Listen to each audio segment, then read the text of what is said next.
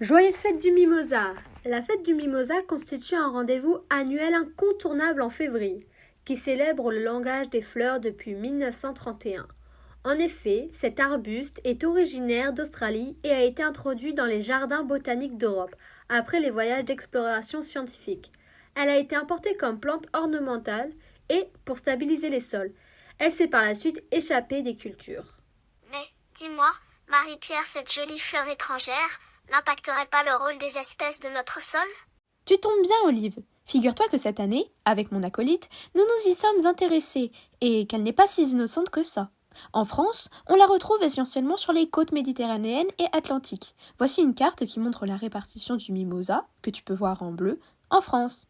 Nous avons observé deux environnements différents de notre région PACA. La biodiversité d'un milieu forestier, sans mimosa, et d'une forêt de mimosa. Nous sommes allés à Tanneron où s'est propagée une dense forêt de mimosa. Mais, qu'est-ce que vous avez regardé? En fait, on a utilisé un cadran de 1 mètre sur 1 mètre qui nous a permis d'obtenir des données directes du terrain quant à la biodiversité végétale et animale. Et alors? J'attends les résultats, moi. Dans la forêt de mimosa, on a tout de suite observé une auréole sans herbe autour d'un pied de mimosa. C'est à cet endroit que nous avons posé notre cadran et commencé la recherche. Cette auréole était en fait une terre sableuse, typique de l'environnement observé, recouverte d'une couche très sèche de 2 à 3 cm de feuilles et de branchettes de mimosa.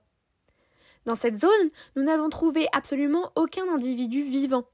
C'est seulement en se déplaçant dans une zone plus herbeuse que nous avons rencontré par hasard un couple de scarabées en train de copuler. Et vos forêts, elles sont habitées? Bien sûr!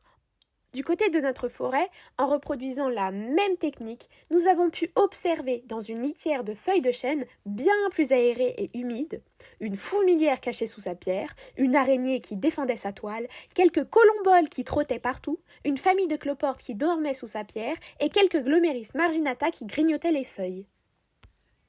Ah!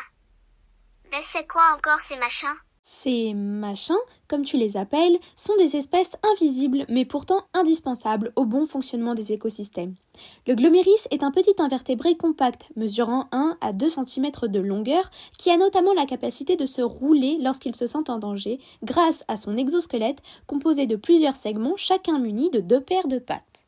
À ne pas confondre avec le cloporte, qui est un crustacé entièrement terrestre de 12 à 15 mm. Le cloporte est lui aussi capable de se mettre en volvation. Son thorax est composé de 7 segments, chacun muni d'une seule paire de pattes. Ils ont des rôles complémentaires dans la dégradation de la matière organique et se rencontrent sous les feuilles ou les écorces, dans le bois mort, dans les infractuosités rocheuses.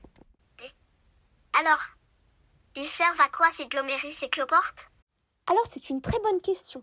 Pour déterminer leur rôle, nous avons réalisé 2 expériences.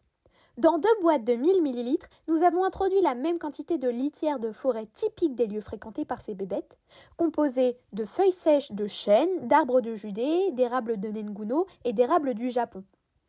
Dans l'une de ces boîtes, nous avons installé 4 cloportes et 4 gloméris. L'autre boîte nous a servi de témoin. Après un mois, nous avons trié les boulettes fécales de la matière organique. Dans chacune des 2 expériences avec gloméris et cloporte, nous avons récolté environ 500 mg d'excréments, tandis que dans l'expérience témoin, nous n'avons rien trouvé. Nous en avons donc déduit que les gloméris et cloportes étaient de véritables détritivores de la matière organique, aussi nécessaires dans la production d'humus que les vers de terre dans les régions plus humides comme l'avait découvert Charles Darwin. Ici, tu peux observer des boulettes fécales de gloméris et de cloporte. Elles ne font pas la même taille et n'ont pas la même forme, comme tu peux le voir sur les 2 images. Pour revenir au mimosa, c'est l'une des espèces les plus invasives connues sur notre territoire qui a été classée en liste noire par le Conservatoire botanique méditerranéen de Porquerolles. D'après nos résultats et recherches, le mimosa constitue un véritable fléau pour nos espèces, notre sol, nos forêts, nos régions. Ainsi, il est préférable pour la survie de nos espaces naturels de réguler la prolifération du mimosa en arrachant et évitant la plantation des jeunes pousses de l'arbre.